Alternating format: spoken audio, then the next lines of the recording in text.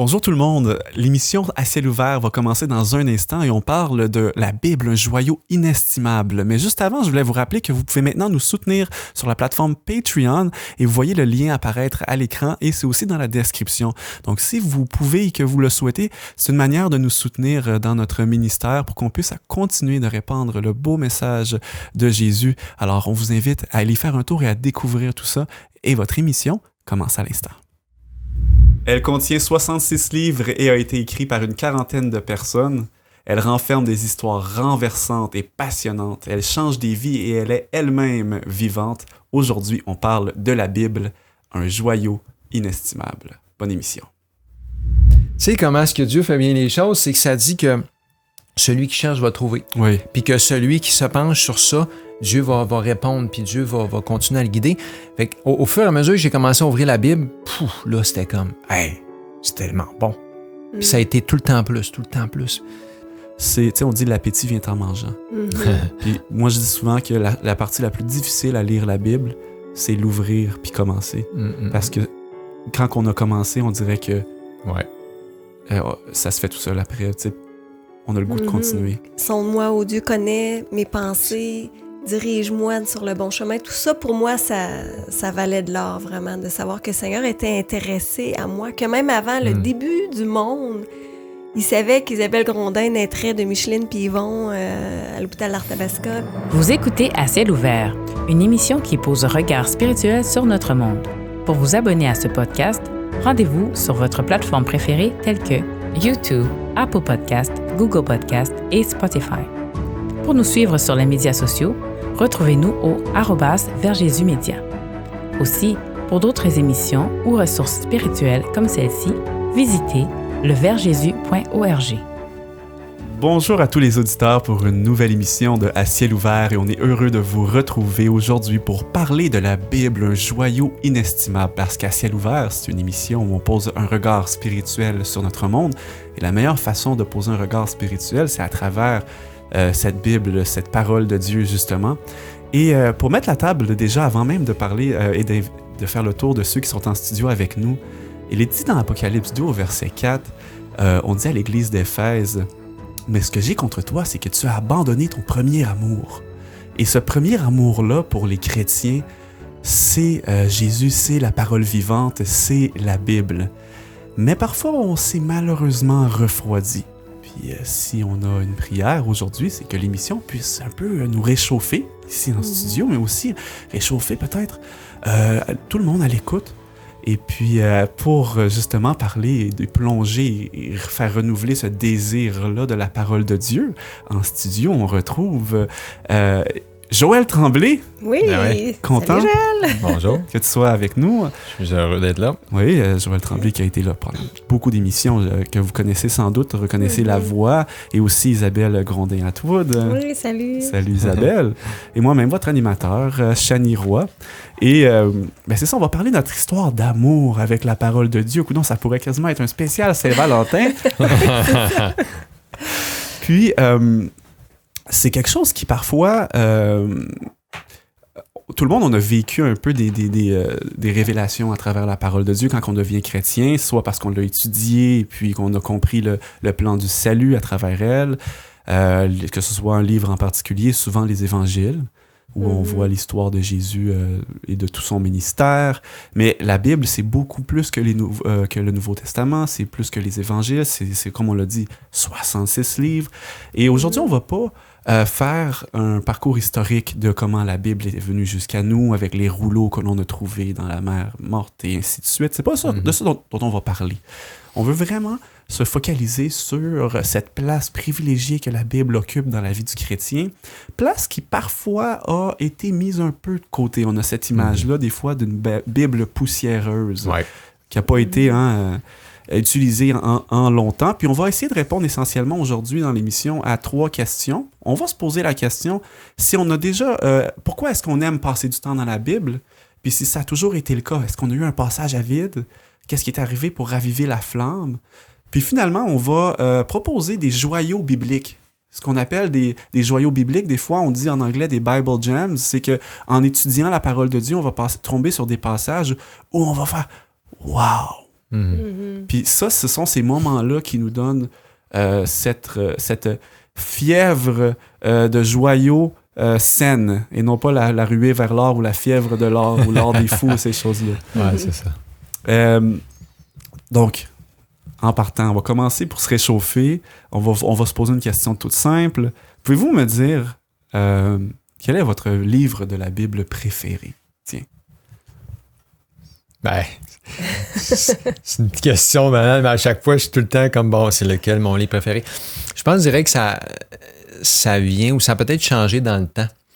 Puis là, j'ai eu, tu sais, je pense souvent, dans ma tête, c'est lequel. Mais je dirais, j'en ai eu plusieurs, puis peut-être c'est comme une lutte à laquelle qui est le premier.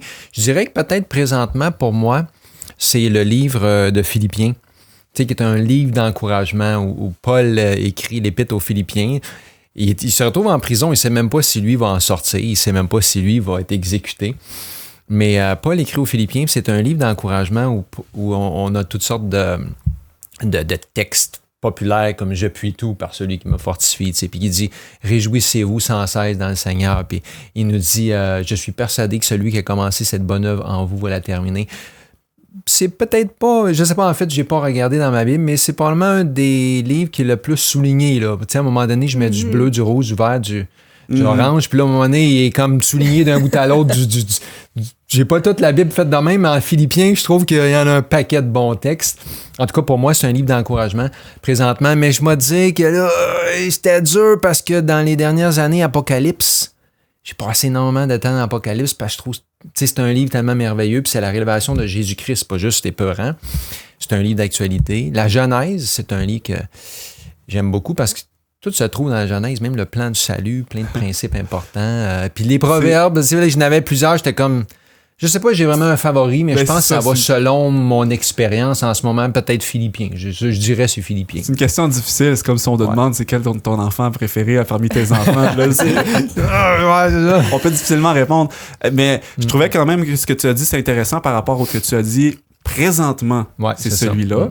Puis de regarder lequel tu avais le plus surligné, tu sais, ça donne une bonne indication aussi. Ouais. Mais un de vos favoris, c'est sûr que, comme ça. tu l'as dit, à certains moments, ça peut être un autre ou quoi que ce soit. On veut pas jouer au favoritisme. Dans les évangiles, ben, tu sais, ça a été une période de ma vie, je pense que j'ai lu les évangiles, je les ai relus plusieurs fois parce que c'était la découverte de Jésus, là, tu sais, le personnage qu'il était, son incarnation, tu sais, on pourrait dire, c'est un joyau, justement, ça, son incarnation, c'est comme difficile à saisir, sa vie, ses enseignements, sa mort, tu sais.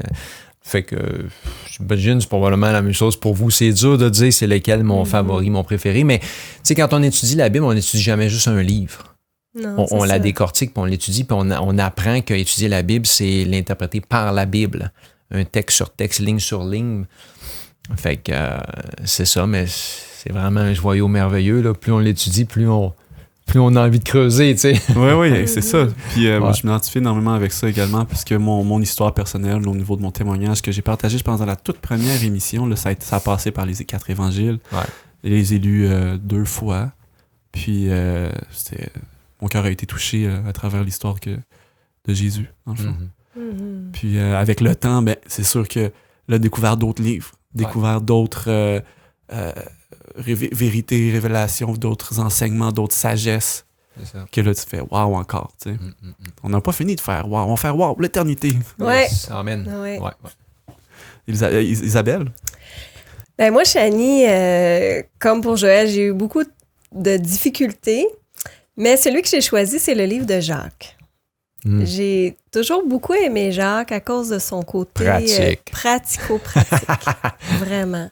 Puis comme Joël, moi aussi, Jacques, c'est vraiment souligné beaucoup. Il y a beaucoup de choses là que je trouve très encourageantes quand ça parle des épreuves qui produisent la patience et la persévérance, ou ça parle de la langue, qui est un membre très difficile à contrôler. Tout ça, ça fait partie d'une de plusieurs de mes faiblesses, ou d'autres choses qui tu sais, ça vient me chercher, ça me parle beaucoup. Je te dirais Jacques. Les 2 épîtres de Pierre aussi. Tu sais, je pourrais commencer aussi à en parler plusieurs, mais j'ai choisi Jacques. Ouais. Vraiment, ça demande beaucoup d'humilité pour aimer Jacques, hein, parce qu'il fesse. Ouais. Il rentre dedans, tu sais. Non, mais c'est vrai.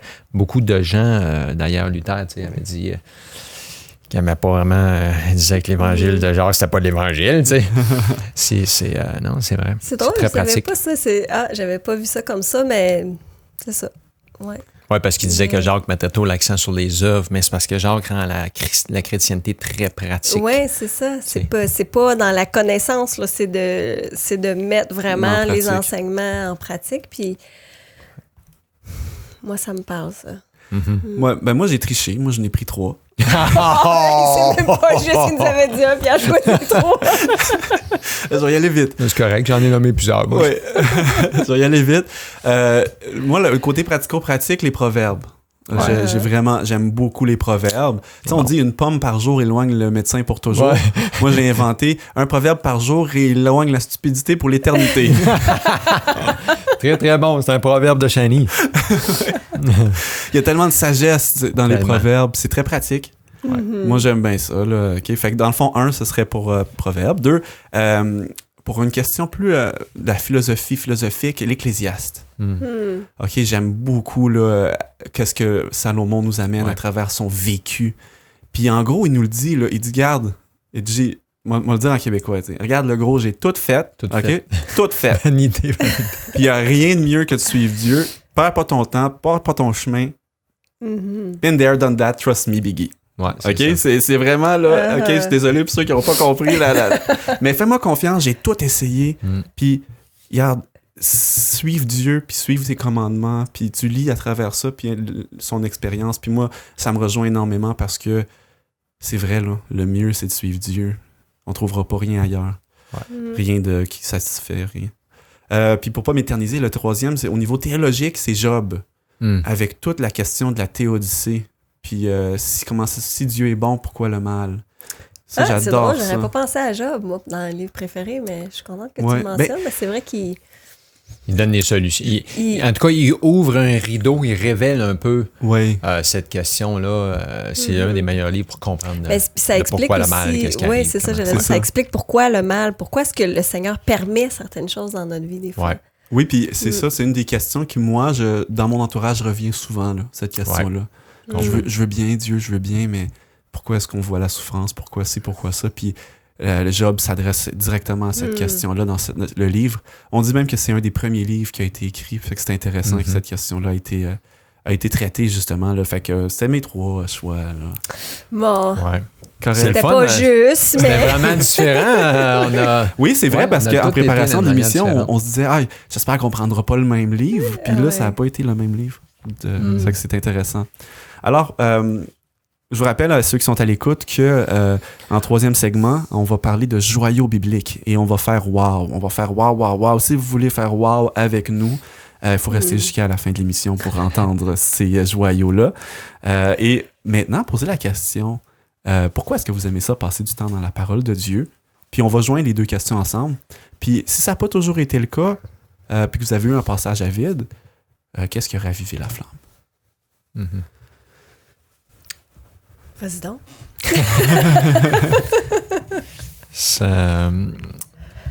Oui, c'est clair, j'aime beaucoup étudier la Bible. Et oui, j'ai eu des passages à sec ou des moments, un passage à vide, ou plutôt des moments où j'ai perdu ce premier amour-là. Puis j'ai pris des notes parce que j'ai mis des petites notes là parce que c'est ça, je pourrais en dire beaucoup. J'ai déjà partagé dans d'autres émissions de façon un peu mon expérience ou certaines de mes expériences, mais pourquoi j'aime passer du temps dans la parole de Dieu, c'est sûr qu'il y a une longue liste, mais premièrement, j'ai toujours, à partir du moment où j'ai commencé à le faire, j'ai toujours trouvé du plaisir, de la joie à le faire. Probablement parce que dans ma nature, mon tempérament, j'aime la recherche, j'aime l'étude. Il y a des gens qui détestent ça. Moi, j'aime ça. Alors, la première fois que j'ai commencé vraiment sérieusement à étudier, puis là, ça remonte quand même à longtemps parce que j'ai déjà partagé que j'avais 8 ans quand je suis devenu chrétien adventiste 7e jour. J'avais 8 ans, j'étais jeune. C'est pas à ce moment-là que je dirais que j'ai commencé à creuser profondément, mais dès ce jeune âge-là, j'ai commencé à lire la Bible. J'ai commencé à lire. Puis probablement qu'à cet âge-là, je m'intéressais plus aux histoires des personnages bibliques. Je m'identifiais beaucoup. Tu sais, mon premier, c'est David, parce qu'il avait vaincu Goliath, puis Samson, un homme fort, puis les guerriers, les héros de la Bible. Mais au fur et à mesure, c'est sûr que ça allait évoluer dans le temps. Mais quand j'ai commencé, probablement, je dirais le début de la vingtaine, où j'ai eu ma première... on dirait, là, c'était... j'étais en amour avec ma femme, j'étais en amour avec tout. J'ai tombé en amour avec Dieu aussi. On dirait que j'ai connu le premier amour. Je dirais que c'est là que j'ai connu mon premier amour. Probablement parce que j'ai connu le premier amour. On pourrait dire, l'autre jour, c'est drôle, ma femme a dit, faut que tu avoues que tu as appris à m'aimer plus, moi, avant Dieu, mais tu aurais dû faire le contraire. Je dis, oui, c'est vrai. C'est vrai, je suis vraiment tombé en amour avec elle avant. Et puis c'est après mon mariage... Lorsque là, je sais que je vais devenir père, on dirait tout à coup par motivation ou par pression. Parce que là, j'ai dit, c'est sérieux, là. Je suis père de famille, mari d'une femme, puis là, j'aurai des enfants. Je veux que ces enfants-là aient la vie éternelle puis apprennent à connaître Dieu. Ben, moi, je dois apprendre à le connaître, Dieu, je dois être capable de le renseigner. Puis on dirait par pression, par motivation. C'était pas le bon motif, peut-être, mais là, je me suis mis vraiment à être plus sérieux. Puis, tu sais comment est-ce que Dieu fait bien les choses? C'est que ça dit que celui qui cherche va trouver. Oui. Puis que celui qui se penche sur ça, Dieu va répondre, puis Dieu va continuer à le guider. Fait au fur et à mesure que j'ai commencé à ouvrir la Bible, là, c'était comme, hey, c'est tellement bon. Puis ça a été tout le temps plus. Tu sais, c'est ça qui est beau. Alors, la raison pour laquelle j'aime ça, c'est que premièrement, c'est un plaisir, c'est une joie, c'est une satisfaction. J'aime la recherche puis l'étude. Ben, j'allais dire quelque chose par rapport à ça, justement, parce que c'est vraiment, là, je trouve aussi le point de départ de dire, hey, la vérité se trouve là-dedans. Oui. La vérité se trouve dans la parole de Dieu. Puis moi aussi, ça m'a vraiment poussé à dire, aïe, aïe, si c'est vraiment la vérité, je veux savoir. Puis récemment, j'ai lu le passage où Ponce Pilate parle avec Jésus, puis qui lui dit, t'es qui, tout ça. Puis là, il dit, t'es-tu vraiment le roi des Juifs? Puis là, il répond, moi, je suis venu pour rendre... hommage à la vérité. J'ai pas la bonne terminologie, je le dis pas correctement, mais il dit, en gros, je suis la vérité. Là, c'est ce que ça veut dire. Puis là, Ponce Pilate, il se retourne, il dit, qu'est-ce que la vérité? Puis il s'en va se laver les mains, puis il sort. Puis j'ai un ami qui m'avait dit ça, il dit, moi, là, si quelqu'un me dit, j'ai la vérité, il dit, je vais être là, puis je vais écouter ce que tu as à dire. Puis si tu me dis, je vais revenir dans 10 jours, pour te dire la vérité, ben fais-toi sur moi que dans 10 jours, je vais être là, puis je vais entendre, tu sais. Puis il dit, je comprends pas la réaction de Ponce Pilate qui fait juste poser la question sans aller chercher la réponse. Fait que moi, j'aime beaucoup quand tu parles de la recherche, parce que c'est ça qui s'est produit dans mon cas à moi aussi, c'est de te dire, aïe, aïe, OK, la parole de Dieu, c'est la vérité. Ouais. Wow! Je vais rechercher dans la parole de Dieu pour apprendre la vérité. Est-ce qu'il n'a pas fallu mettre la table pour établir ça, justement, par exemple, que la Bible, c'était la parole de Dieu? Parce que si tu pars avec cette idée-là, oui, tu vas l'apprécier, mais si tu pars avec l'idée que la Bible, c'est un livre comme plein d'autres, l'amour sera pas le même. En tout cas, moi, dans mon cas, il a fallu qu'on mette un peu la table puis qu'on m'enseigne ou qu'on me montre par rapport dans la Bible des Écritures, que vraiment, je pouvais m'y fier, là, parce que c'était... Je te dirais que moi aussi, j'ai vécu cette étape-là. Ça a passé par, justement, l'étude de l'histoire historique de la Bible aussi, qu'on n'ira pas dedans aujourd'hui. Mais ce qui a vraiment joué, je trouve, personnellement, le plus grand rôle, ce sont les joyaux, justement, qu'on va revenir tantôt. Ben, ça peut être un ou l'autre. Hein? Tu sais, parce qu'il y a des gens qui sont pas convaincus de la véracité ou de l'authenticité de la Bible. Il y en a qui sont vraiment pas convaincus que c'est inspiré. Même, j'en ai connu, il y a des gens qui abordent la Bible juste pour y trouver des problèmes ou convaincre quelqu'un que c'est d'abouiller pour les chats ou que c'est ridicule. Ouais. OK? Puis finalement, en la lisant, ils sont convaincus qu'ils étaient dans l'erreur. C'est pas toujours le cas. Ça arrive, oui. Mais des fois, tu sais, moi, j'étais convaincu que c'était la parole de Dieu, que Dieu parlait par ça, mais on dirait que j'ai fait ma recherche quand même beaucoup plus tard pour connaître l'authenticité de la Bible. Et lorsque je l'ai fait, j'ai fait « Wow! » Il n'y a vraiment aucun argument contre le fait que c'est pas un livre comme un autre. La Bible, c'est un livre unique, c'est dans une catégorie à part, tu sais. Mais au début, c'était... on pourrait dire, donc, premièrement, pourquoi j'aime étudier la Bible? Ben, parce que c'est une joie, c'est un plaisir. J'aime ça étudier, puis lire, parce que je découvre un paquet d'affaires intéressantes. Deuxièmement, mais c'est clair qu'aussitôt que j'ai commencé à étudier la Bible, ben, ça m'apportait des réponses. Puis Puis là, la liste est longue, tu sais. Au début, tu ressens une certaine paix quand tu lis les promesses de Dieu. Après ça, quand tu lis les passages qui parlent de l'espoir, de la vie éternelle, ben ça enracine en nous un espoir au travers des moments difficiles. On apprend à connaître Dieu, je dirais peut-être, c'est la troisième chose. Là, quand j'ai commencé à connaître Dieu, je m'étais comme « wow ». Dieu a pris la peine de se révéler parce que c'est pas un livre qui a été concocté dans la cuisine parce que les gens disent oh, on va écrire quelque chose de beau. Mais non. C'est inspiré. Les gens ont pas. Ça dit que c'est pas par une volonté d'homme que des hommes ont parlé de la part du Saint-Esprit. Ils ont été inspirés par Dieu pour parler de la part de Dieu. Alors, quand j'ai commencé à connaître Dieu, parce que ça dit la vie éternelle, c'est qu'il te connaisse. Tu sais, j'ai commencé à apprendre à dire wow, la Bible, c'est le livre par excellence pour apprendre à connaître qui est Dieu. Ça, en fait, c'est pratiquement une question existentielle. Plein de monde dit Dieu qui existe-tu, puis on ne sait pas il est comment. Mais ouais, il nous l'a révélé. Il a envoyé Jésus. Puis quatrièmement, je dirais, au fur et à mesure qu'on lit tout ça, on découvre plein de choses parce que là, on apprend comment être sauvé, comment lutter contre le péché, comment avoir la victoire sur le péché, résister à la tentation, comment avoir une vie victorieuse, puis comment surmonter le découragement. Tu sais, il y a plein de choses extrêmement pratiques pour continuer à avoir une expérience chrétienne. Puis là, il y a tous les conseils de sagesse pour la famille, les finances, comme tu as dit, le proverbe et d'autres. Plein de conseils. Fait que finalement, c'est comme, tu peux pas aimer lire la Bible à moins de vraiment refuser de le faire pour la bonne raison, tu veux juste y trouver des problèmes, tu y vas pas parce que tu cherches la vérité. Mais si la moindre, pour quelques instants, on se penche dans la Bible, en ayant à l'esprit qu'on cherche à connaître, à comprendre Dieu, à trouver la vérité, le Saint-Esprit nous guide, on apprend, puis là, ça devient une joie, ça finit pas. On a tout, là, ça fait 10, 15, 20, 30 ans qu'on étudie la Bible, puis on a l'impression qu'on a juste effleuré la surface, puis pour l'éternité, on va continuer à sonder le caractère de Dieu, tu sais. Oui. C'est vraiment beau, tu sais. Tu as mentionné surmonter les périodes de découragement. Peut-être un mot rapide sur ça. Est-ce que des fois, ça a été plus dur d'aller justement à lire la parole, puis qu'est-ce qui a permis justement que vous y retourniez avec une flamme renouvelée, justement? Je te dirais que souvent, pour moi, ça a été aussi l'encouragement d'autres chrétiens. Oui. Pour me recentrer, parce que des fois, ça peut être une épreuve. Moi, je sais que j'ai vécu une épreuve vraiment difficile à un moment donné où ça l'a vraiment ébranlé toutes mes fondations. Comme je parlais, le suicide de ma mère dans une autre émotion, c'est vraiment venu me chercher. Là, ça l'a shaké à baraque, comme on dit, vraiment beaucoup. Oui, j'imagine. Puis, des fois, là, j'avais même prié, c'était difficile, mais je sentais les gens prier pour moi. Puis c'est pas une affaire de trippant, là. C'est vraiment quelque chose que j'ai senti profondément.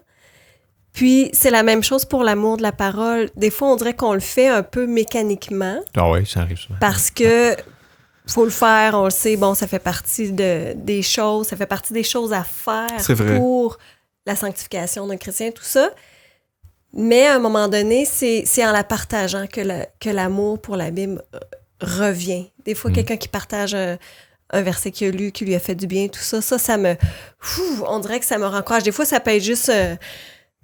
quelque chose d'audio que je vais écouter en faisant une autre tâche, mais tu sais, juste de me redonner. Puis je pense que c'est important c'est comme raviver la flamme dans un couple. Pareil, c'est ça. C'est la même chose, je trouve, parce que on est pris par le quotidien, on fait les choses. Un moment donné, juste des fois, aller se au restaurant, tu te dis hey, mais pourquoi qu'on fait pas ça toutes les semaines? Oui, c'est ça. Puis après ça, il y a encore 2, 3, 6 mois, 1 an qui passent, on y retourne, puis après ça, on se dit mais voyons, pourquoi qu'on fait pas ça plus souvent? Ça fait tellement de bien. Oui. Mais dans le moment, on se dit je t'aime, on se donne un bec sur le coin de la table, tu sais, n'importe quoi, mais c'est pas, on n'investit pas autant de temps dans nous deux.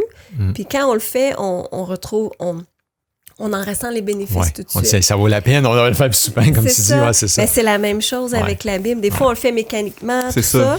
Puis à un moment donné, on a un moment intense avec d'autres. Ça peut être seul avec le Seigneur, ou des fois, ça peut être d'autres. Moi, souvent, le Seigneur, il va utiliser, comme je disais, une amie, un pasteur, quelqu'un qui va me rencourager dans ce sens-là. J'aime que tu mettes l'accent sur une relation vivante parce que des fois, ça peut devenir un rituel simple. Même ça peut être de lire tout le temps le même psaume matin, même psaume soir. Puis à ce moment-là, ça devient que c'est pas nécessairement une relation qui est vivante, plutôt quelque chose qui devient à la rigueur monotone. Et l'exemple que tu as donné avec une relation de couple, c'est très, très valide, là. C'est très, très valide. Si on lit le même chapitre jour après jour d'un livre, il y a d'autres choses là, à découvrir. Puis je crois que c'est quelque chose que... Je crois aussi que je m'y retrouve parce que moi, j'avais mentionné quelques petits trucs. C'est sûr que personnellement, je l'avais mentionné dans une autre émission, passer par moi aussi des périodes difficiles pour d'autres raisons. Une dépression où là, les choses spirituelles m'intéressaient moins. On a dit aussi que le lobe frontal, quand il n'est pas en bonne santé, la spiritualité est moins attrayante. Donc, pris soin de ma santé mentale. Moi, ça m'a permis de retourner à avoir le désir des choses spirituelles. L'étude en petits groupes. Tu as mentionné également de l'échange avec d'autres personnes. Qui, eux, peut-être, n'ont pas un passage à vide, justement. Puis que là, tu fais comme, aïe, wow, le Seigneur a répondu à cette personne-là de telle manière, elle lui a parlé de telle façon. Puis là, tu dis, moi aussi, Seigneur, je veux ça, tu sais. Puis la prière, en petits groupes, surtout. Aussi, j'ai fait, quand j'habitais en Abitibi-Témiscamingue, qui est un peu plus éloigné, ma communauté ou mes amis chrétiens n'étaient pas proches, fait qu'on s'appelait sur WhatsApp. Puis on priait le matin une fois par semaine. Ça m'a beaucoup, beaucoup aidé à retourner à l'étude puis au désir d'étude. Puis finalement, j'aimerais ça dire peut-être une chose. C'est, tu sais, on dit l'appétit vient en mangeant. Puis moi, je dis souvent que la partie la plus difficile à lire la Bible, c'est l'ouvrir puis commencer. Parce que quand on a commencé, on dirait que ça se fait tout seul après. Tu sais, on a le goût de continuer. Oui, puis le pire quasiment, c'est juste de manger un raisin. Oui. C'est en aller. C'est comme, mais non, 2 minutes, c'est pas... En tout cas, moi, 2 minutes, non. 5, même pas 10. Parce qu'en temps normal, là, je commence, je suis comme... Hey! Puis là, tu creuses tout à coup, hop, tu t'en vas. 15 minutes. Non. Moi, 15 minutes, ça fait pas l'affaire pantoute. T'as juste ouvert l'appétit. 15 minutes, là, ça maintient même pas, en tout cas dans mon expérience. Puis, tu sais, j'en ai eu plein, puis j'ai... Tu sais, là, on ne s'est pas consulté. Ma liste, là, j'ai fait une liste. Moi, c'était exactement les mêmes affaires que vous avez mentionnées, les mêmes solutions. C'était pareil. J'en ai eu plusieurs. Des moments où je le savais, c'était clair que j'étais en train de perdre mon premier amour, tu sais. Puis je m'en allais dire, c'est la même affaire que dans un couple. Puis je le savais parce qu'habituellement, ça se reflétait de plusieurs façons. Mais en temps normal, pour moi, là, mon temps de prière diminuait. Mais ça se faisait pas du jour au lendemain. Des fois, je m'en rends pas compte. Là, je commence à glisser. Puis là, c'est 4 ou 5 mois. En temps normal, on dirait que c'est comme un 3 à 6 mois. Puis là, j'étais comme, Joël, ton temps de prière, il est parti de là, tu sais, pas mal de temps en prière. Puis là, c'est 3-4 fois 2 minutes par jour. C'est pas mal moins. C'est pas bon signe. Puis en temps normal, on dirait que c'est mon temps de prière qui diminue. Puis là, mon temps de lecture diminue. Puis finalement, mon temps, on dirait que ma spiritualité, puis là, tout le reste vient affecter parce que moins capable de résister à la tentation, c'est moins patient, en tout cas. Oui, effet domino total. Ouais. Puis là, à un moment donné, c'est comme le thermomètre, puis là, je dis, oups. Puis, tu sais, on s'était posé les questions, j'ai fait une analyse, je suis comme, j'ai pas écrit les dates, mais probablement que ça m'est arrivé 5 ou 6 fois là, en 20, 25 ans. Si tu as toutes les 4-5 ans, tu sais, j'ai pas fait de chronologie exacte, mais ça m'arrive régulièrement où à toutes les 4-5 ans, il y a une période où je me dis, Joël, c'est clair, là. T'es plus en amour. Puis le signe, en tout cas pour moi, là, quand je me lève le matin, là, puis je me couche avec la hâte de me lever pour passer du temps dans la Bible, ça va bien. Puis quand à un moment donné, quand je me lève, puis en fait, c'est la première fois, c'est comme, Seigneur, je m'excuse, mais j'ai pas le temps. Là, tu sais, c'est un barème, moi, je le sais. Là, ça a dégringolé. Puis en temps normal, c'est pas du jour au lendemain. Parce qu'une journée ou deux, pour moi, une journée ou deux, c'est pas si pire, mais à un moment donné, c'est que ça diminue très occupé. Peu importe les excuses. Les excuses-là sont pas valables. Mais là, mes solutions, c'est la même affaire que vous avez nommée. À un moment donné, je me souviens, j'avais une période super dure. J'avais appelé mon père. Il dit, trouve-toi un partenaire de prière. Tu l'as mentionné. Je m'étais trouvé un partenaire de prière. Puis là, j'ai appelé cette personne-là. Puis j'ai commencé à passer beaucoup plus de temps en prière. Puis là, la prière a reparti. L'autre truc, trouver un partenaire, donner des études bibliques ou des gens avec qui on étudie la Bible. C'est extrêmement motivant parce que l'autre personne va probablement poser des questions, puis on se dit, en fait, je suis pas sûr, mais il faudrait avoir dans la Bible. Là, ça nous pousse à vouloir aider l'autre, mais là, on s'aide soi-même, puis on étudie la Bible pour l'enseigner. S'impliquer. Peu importe comment, tu sais, puis là, c'est personnel. Le Seigneur nous appelle tous à s'impliquer de différentes manières, mais j'ai remarqué que quand j'ai tendance à me refroidir spirituellement, j'ai tendance à moins m'impliquer. Puis en temps normal, je me retire un petit peu, je viens comme épuisé ou fatigué, puis là, j'en prends moins à l'église, là, je me retire. Mais là, en temps normal, 6 mois plus tard, on dirait que là, vu que j'enseigne moins, puis j'en ai moins à faire à l'église, puis on dirait que là, je me relâche un peu. Ouais. Puis là, finalement, mon temps de lecture, parce que, tu sais, souvent, mon excuse, moi, c'était comme, ça fait 5 ans que je fais l'école du sabbat, puis j'enseigne, puis là, donnez-moi un break, je vais lire juste pour moi. Si tu fais ça, mon excuse. Mais là, lire pour moi, à un moment donné, ça devient comme, tu lis quasiment plus. Ouais, c'est ça. C'est vrai ce que tu dis là. Puis, c'est ça. Ça peut jouer tranquillement, Ouais. sans trop qu'on s'en rende S'en compte. Puis éventuellement, là, notre spiritualité en prend un coup. Puis de se réunir avec des chrétiens, il y a une personne qui avait fait l'analogie suivante. Puis après ça, on va donner des raisins aux gens, justement, pour leur ouvrir l'appétit. Les joyaux bibliques, là, qu'on a mentionné. Deux bouts de bois qui sont en feu.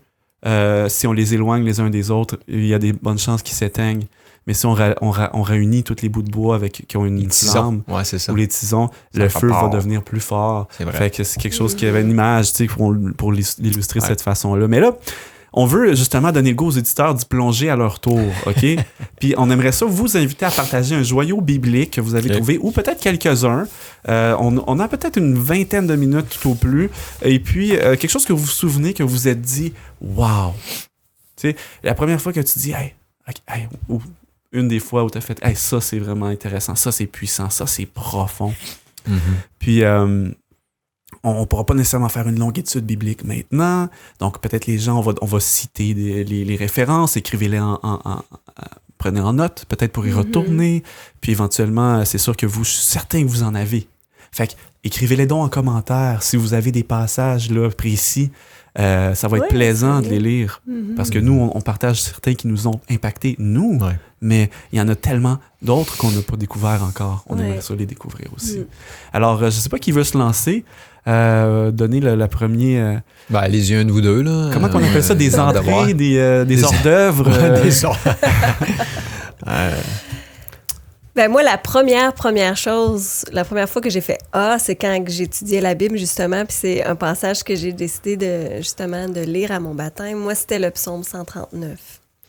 Parce que je connaissais Dieu qui était là-bas, puis que moi, j'étais ici, puis qu'il y avait comme un monde entre nous deux, là. Tu sais, Dieu, c'était Dieu, moi, c'était moi. Il n'était pas si intéressé que ça en moi, nécessairement. Il n'y avait pas nécessairement un plan pour ma vie à moi. L'espèce de relation, là, qui était possible ou même désirée de Dieu avec moi, ça, c'était un concept que je connaissais pas du tout. Ouais. Le Dieu intime, personnel. C'est ça. Puis moi, ça a été la première fois où j'ai été touchée aux larmes, là, mais vraiment, là, où est-ce que je me disais, wow, le psaume 139, il est tellement beau, tu sais, quand ça parle que c'est lui qui m'a formé dans le sein de ma mère, il m'a connu, il connaissait tout le nombre de mes jours, tu sais, tout ça, moi, ça a été vraiment une révélation, Une révélation, puis aussi ce qui a vraiment animé la flamme, justement, qui a commencé mon histoire d'amour avec le Seigneur. C'était comme sa déclaration d'amour pour moi. Ça a été vraiment ça. C'est ça. J'ai le psaume 139, là, il est tout souligné, puis surligné. Puis quand ça finit aussi que ça dit « Sonde-moi, ô Dieu, connais mes pensées, dirige-moi sur le bon chemin ». Tout ça, pour moi, ça valait de l'or, vraiment, de savoir que le Seigneur était intéressé à moi, que même avant le début du monde, il savait qu'Isabelle Grondin naîtrait de Micheline puis Yvon à l'hôpital d'Arthabasca. Puis tu sais, ça pour moi, là, c'était comme, wow, vraiment, tu sais. Fait que ça a été un Dieu personnel. Mon premier joyau. Amen. C'est à votre tour. Oui. Joël, tu veux y aller? Moi, je vais y aller après ça en rafale. Donc, vas-y avant. il y en a, tu sais, il y a plein de textes où, à un moment donné, j'ai fait « Wow, c'est incroyable comment est-ce que c'est écrit dans la Bible ou c'est là. » Je dirais, c'est en rapport avec un texte où Jésus dit dans Luc 10, 20, « Réjouissez-vous de ce que vos noms sont écrits dans les cieux. » Nos noms sont écrits. Tu sais, c'était la première fois que j'ai fait nos noms seraient écrits pourquoi, tu sais? Puis ça sert à quoi? Ils sont écrits sur quoi? Puis ça sert à quoi tout ça? Et puis finalement, à un moment donné, j'ai fait une étude, puis tu sais, j'ai monté toute une étude, puis je me suis rendu compte qu'il y avait plein de textes dans la Bible. Puis j'en ai fait plusieurs fois quelques sermons, puis ça m'a fasciné. La première fois que j'ai découvert ça, parce qu'il y avait une importance, puis je vais arriver à la fin, mais là, pourquoi? Alors pour moi, le joyau, c'est que nos noms sont écrits dans les cieux, puis Jésus dit c'est une bonne chose s'ils sont écrits. Ah oui, écrit comment? Daniel 7, 9 et 10, on voit une scène. Et là, le texte, ça dit « Je regardais pendant que l'on plaçait des trônes, et l'ancien des jours s'assit, c'est Dieu. Son vêtement était blanc comme la neige, et les cheveux de sa tête étaient comme la laine pure. Son trône était comme des flammes de feu, et les roues comme un feu ardent. Un fleuve de feu coulait et sortait de devant lui. Une scène assez spéciale. 1000 milliers le servaient et 10 000 millions se tenaient en sa présence. La salle, elle est grande, dites-moi. Elle est très grande. 1000 millions. Ils le servent, ils le servent, puis on dit, ils se prosternent devant lui. Les juges s'assirent et les livres furent ouverts.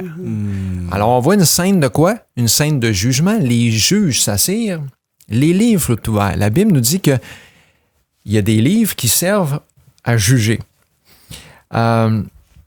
Et là, on voit ici que la scène se déroule dans le ciel. Le trône de Dieu est là.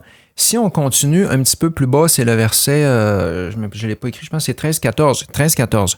Je regardais pendant mes visions nocturnes et voici sur les nuées des cieux arriva quelqu'un de semblable à un fils de l'homme. C'est qui? Jésus. On voit plusieurs fois ce titre-là qu'on lui donne. Il s'avança vers l'ancien des jours et on le fit approcher de lui. On lui donna la domination, la gloire et le règne, et tous les peuples, les nations et les hommes de toutes les langues le servirent. Sa domination est une domination éternelle qui ne passera point et son règne ne sera jamais détruit. Jésus entre dans la salle, les trônes au pluriel, c'est la salle céleste. On est dans une salle céleste avec Dieu le Père, le Fils. Et là, dans Apocalypse 20, verset 12, ça dit « Les morts furent jugés selon leurs œuvres d'après ce qui était écrit dans ces livres. » C'est très clair. Là, dans Apocalypse, ça nous dit que les morts furent jugés. Alors, les livres servent à juger. Juger qui? Bien, juger nous. Ecclésiaste 12, 15 et 16. Tu as donné le texte tout à l'heure. Où Salomon dit, je ne me souviens plus le début, là, crains Dieu, observe les commandements, c'est là ce que doit tout homme, car Dieu amènera toute œuvre en jugement, soit bien, soit mal. Okay, là, c'est pas exact mot pour mot, là, mais c'est Ecclésiaste 12, 15 et 16. Alors là, Salomon, écoute, on a des textes dans l'Ancien, dans le Nouveau, partout. Salomon dit, toute œuvre va passer en jugement. Crains Dieu et observe ses commandements. C'est là ce que doit tout homme. Dans Romains 2, 16, Paul dit, Dieu jugera par Jésus-Christ les actions secrètes de tous les hommes. Alors là, vous dites, OK, t'es sûr de ton affaire? 2 livres. Quelques textes, là, j'en donne rapidement. Alors, le livre de vie, c'est clairement nommé. Philippiens 4, 3 dit que les noms sont écrits dans le livre de vie. Alors, c'est Paul qui dit que mes compagnons de service, leurs noms sont écrits dans le livre de vie. Il nomme le premier livre. Pas moi qui l'ai inventé, c'est dans la Bible. Ça dit que le premier livre, là, puis là, on peut faire des jokes, mais j'ai aucune idée. C'est sûrement pas des livres en papier. Mais il n'y a rien d'oublié, il n'y a rien de perdu. Puis en fait, c'est super sérieux, là, parce que tu dis, il y a des choses qui sont écrites dans les livres. Apocalypse 21, verset 27, ça dit « Personne ne va entrer dans la Nouvelle Jérusalem excepté que ceux qui sont écrits dans le livre de vie de l'agneau. » Alors, à deuxième place, ça dit « livre de vie de l'agneau ». Alors ça, c'est le premier livre. Il y a un livre de vie de l'agneau. Dans Daniel 12, ça dit, verset 1, Daniel 12, verset 1, ça c'est capoté, hein, ça dit « En ce temps-là, se lèvera Michael, le grand chef, le défenseur des enfants de ton peuple. Ce sera une époque de détresse telle qu'il n'y en a point eu depuis les nations existent jusqu'à ce jour. En ce temps-là, ceux de ton peuple qui seront trouvés inscrits dans le livre de vie seront sauvés. » Fait que là, tu veux ton nom inscrit dans le livre de vie si tu veux être sauvé. Puis il y a des gens qui disent, ben, tu es pas sérieux, ton. Oui, c'est vraiment vrai. Tout est inscrit. C'est ce qui me frappe, Joël, dans ce que tu dis, là, c'est as-tu vu comment la Bible est conséquente? T'as cité Philippiens, t'as cité Ecclésiaste, t'as cité Apocalypse, t'as cité Daniel. Romain, oui. Tu sais, quand on dit, là, tu vas en chercher un petit peu partout, puis là, ça fait tu dresses une image. Parce que, tu sais, tu t'envoies dans l'Apocalypse, sur les 2-3 textes, t'as pas toute l'image, t'as pas tout le casse-tête. Tu prends tous les morceaux, tu mets ça ensemble, puis là, on se dit, OK, mais là, ça sert à quoi? Ben, on l'a dit, ça sert au jugement. Puis là, en plus, ça dit, on est jugé d'après nos œuvres. On n'est pas en train de dire qu'on est sauvé par nos œuvres, mais c'est nos œuvres qui déterminent si on est vraiment sauvé ou pas. C'est les fruits. Tu dis, c'est les fruits. Puis là, pour finir, le deuxième livre, c'est le livre des souvenirs. Fait que dans Malachie 3, 16, ça dit qu'il y a un livre de souvenirs. Néhémie 13, 14, ça dit « Souviens-toi de mes actions et n'oublie pas ». Ben, Dieu n'oublie pas, mais il y en a qui disent « Ouais, mais Dieu n'oublie pas, pourquoi il l'écrit? » Ben, en fait, c'est pour nous. C'est pour le reste de l'univers. Parce que, tu sais, si l'univers arriverait en jugement puis dirait à Dieu « Ben, OK, c'est quoi qui s'est passé que cette personne a dû dire « Inquiétez-vous pas, j'ai tout là ici. » Ben, nous, les êtres humains, ça ne marcherait pas vraiment, ou en tout cas pour le reste de l'univers, mais le Saint-Dieu, il n'a pas besoin de dire ben, c'est truqué ou c'est trafiqué ou je l'ai tout mémorisé. Non. Tout l'univers peut voir parce que tout est inscrit. Et toute langue va dire que c'est juste. C'est juste, c'est ça. Puis Psaume 56, verset 9, « Mes larmes sont inscrites dans ton livre. » Le livre des souvenirs, là, il y a d'autres versets. Ça dit Apocalypse 3, verset 5, Jésus dit qu'il n'effacera pas son nom à celui dans lequel son nom est écrit dans le livre de vie. Puis Exode 32, 33, c'est le contraire. Ça dit que celui qui a péché contre moi, j'effacerai de mon livre. C'est très sérieux. Quand moi j'avais lu ça, j'ai fait l'étude, puis là, je réalisais à quel point c'était sérieux parce que tout ce que je fais, tout ce que je pense, tout, même ce qui est secret, c'est inscrit. Et le livre de souvenirs, le deuxième livre, là, il y a probablement 2 colonnes dedans. Je peux me tromper, là, mais il y a 2 colonnes. Parce qu'il y a plusieurs textes, on voit qu'il y a les péchés qui sont enregistrés, puis il y a les bonnes actions. Et ce que Dieu dit, c'est que si tu as péché, là, puis le péché reste là, ton nom va être effacé dans le livre de vie. Le premier livre, là, ton nom ne peut pas être inscrit dans le livre de vie. Tu ne peux pas être sauvé s'il reste des péchés dans le livre du souvenir. Il faut absolument que nos péchés soient effacés. Il faut qu'on aille à Jésus. C'est lui seul qui peut effacer nos péchés, puis il les efface. Puis à la fin, quand ça passe en jugement, si lui a tout effacé, les péchés, là, dans la colonne 1, mettons, en colonne 1, c'est péché, ben dans la colonne 2, il reste juste des bonnes actions.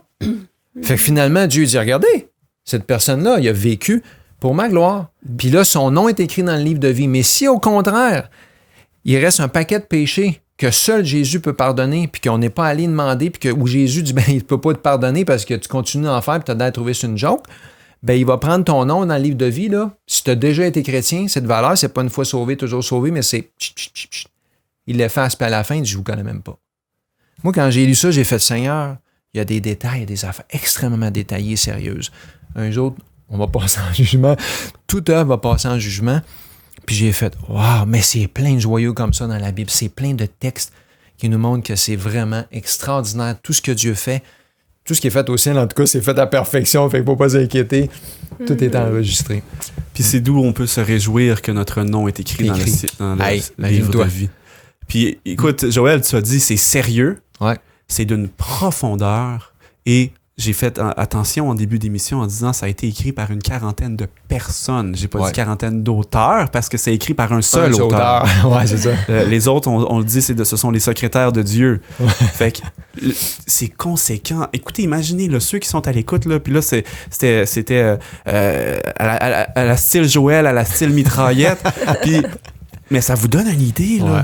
Tout ça, c'est dans la parole et puis ça se explique tout ensemble. Tu sais, quand on lit dans les évangiles quelqu'un qui a écrit un livre là, et qui mentionne le livre de vie, il n'a pas inventé cette expression-là de son cru. Là. C'était à cause d'une compréhension profonde de la parole de Dieu. Compréhension qui est à notre portée. Ouais. Mais il faut plonger.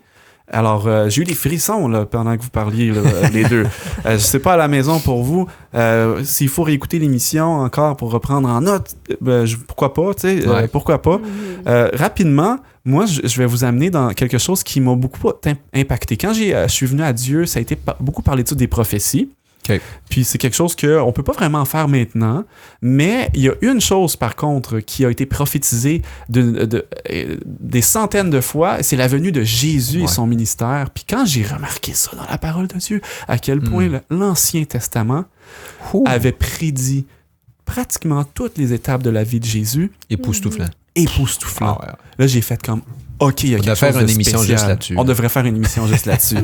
Fait que rapidement, OK, je vais vous en citer quelques passages pour vous montrer un peu de ces prophéties-là qui ont prophétisé le ministère de Jésus.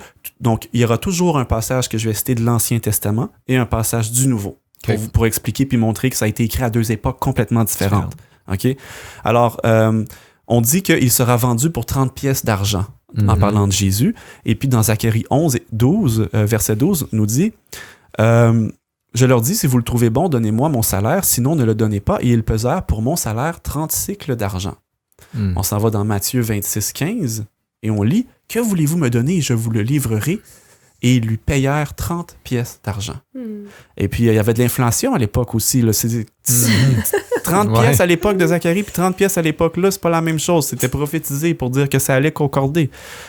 Il s'écria d'une voix forte, « Mon Dieu, pourquoi m'as-tu abandonné? » Ça, on est dans Psaume 22, le verset 1. J'invite les auditeurs à aller lire le Psaume 22 au complet. 22. Vous allez voir tellement de choses qui sont... Puis on va en voir quelques-unes. Donc, le Psaume 22 qui nous dit ça. Matthieu 27, 46. Et vers la 9e heure, Jésus s'écria d'une voix forte, « Élie, Élie, lama sabachthani », c'est-à-dire, « Mon Dieu, pourquoi m'as-tu abandonné? » On continue dans le Psaume 22. On lui perça les pieds et les mains. Donc, il dit, « Ils ont percé mes pieds et mes mains. » Psaume 22, verset 16. Ça a été écrit 700 ans avant l'invention de la crucifixion. Ouais. À l'époque, on ne tuait pas les prisonniers ou les personnes de cette manière-là. Et le psaume a été écrit 1000 ans avant la venue de Jésus sur terre. Et on le sait que Jésus a été crucifié. Donc, ils ont percé mes mains et mes pieds. Fantastique. Génial. Ouais. On continue dans le psaume 22. On nous dit, où on parle que les os ne seront pas brisés. OK? Les os de Christ. Donc, psaume 22, verset 17, « Je pourrais compter tous mes os. » Je pourrais compter tous mes os, dis-je. Et on reprend ça aussi dans Exode 12, 46 et Nombre 9, verset 12, où aucun des os de l'agneau qui était offert en sacrifice ne sera brisé. Il ne fallait pas que ce soit brisé. Et Jésus, c'est l'agneau sacrifié pour nous, pour nos péchés. C'était tout relié. Et dans Jean 19, verset 33, on lit « S'étant approché de Jésus et le voyant déjà mort, et ne lui rompirent pas les jambes. » Ouais, donc, il fallait, parce que d'habitude, c'est ça qu'il faisait, pour qu'il meure plus vite. Il allait casser. Ouais, c'est ça, pour se relever. Et voilà, il cassait les membres de la personne crucifiée pour qu'elle meure plus rapidement. Mais il ne fallait pas que ça arrive à Jésus, parce que la prophétie disait qu'aucun os de l'agneau doit être brisé, doit être intact, agneau parfait. Presque terminé, mais vous allez voir, il y en a supposément 400. Ouais. On n'en fera pas 400. Je vais laisser quelques minutes à Joël pour une méditation. Alors, je vais...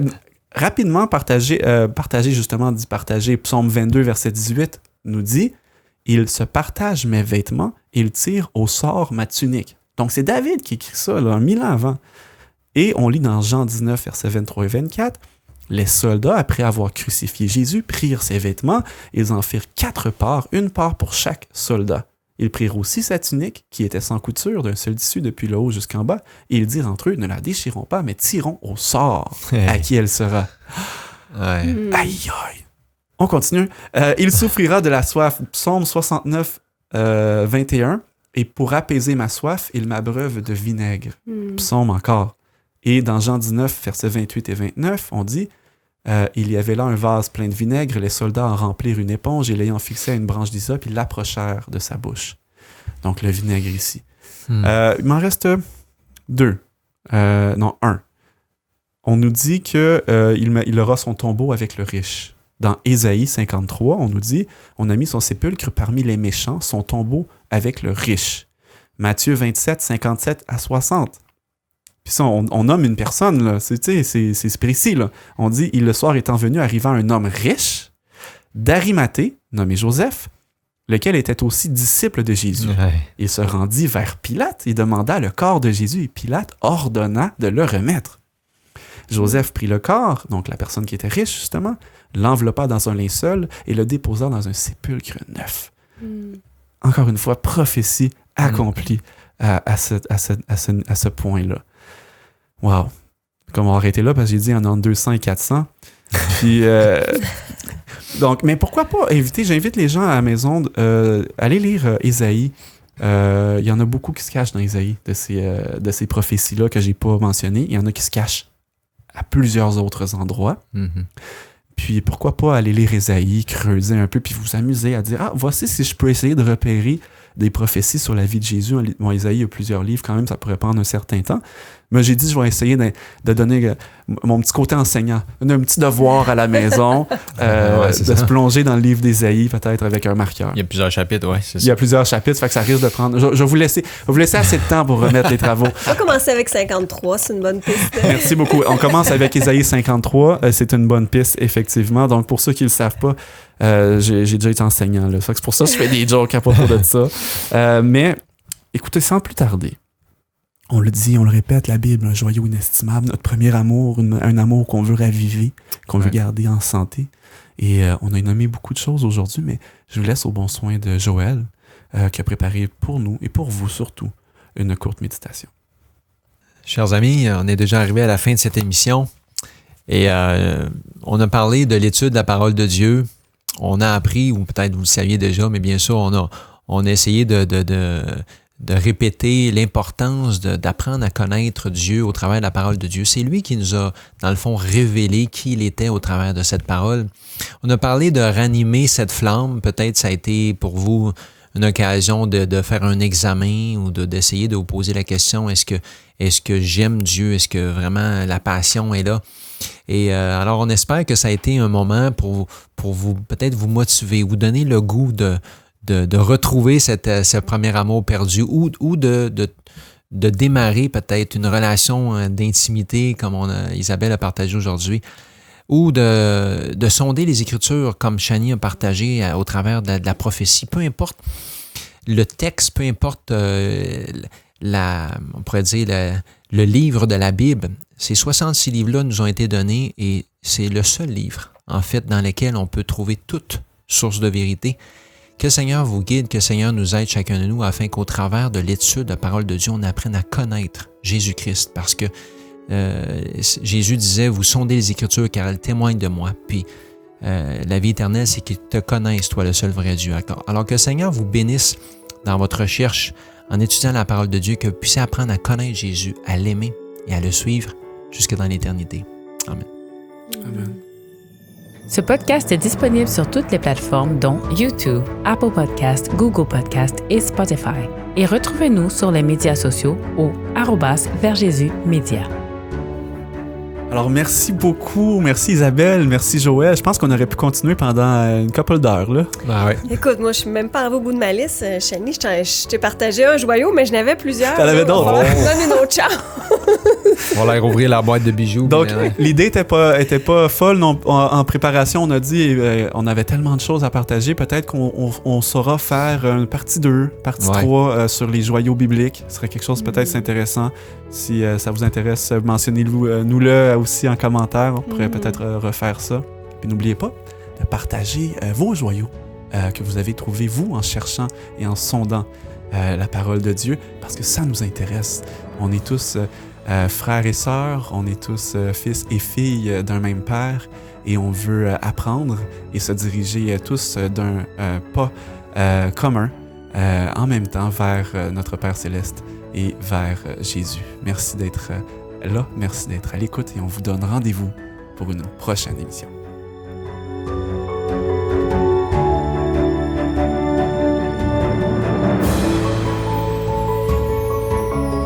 Vous écoutiez À ciel ouvert, une production de Vers Jésus.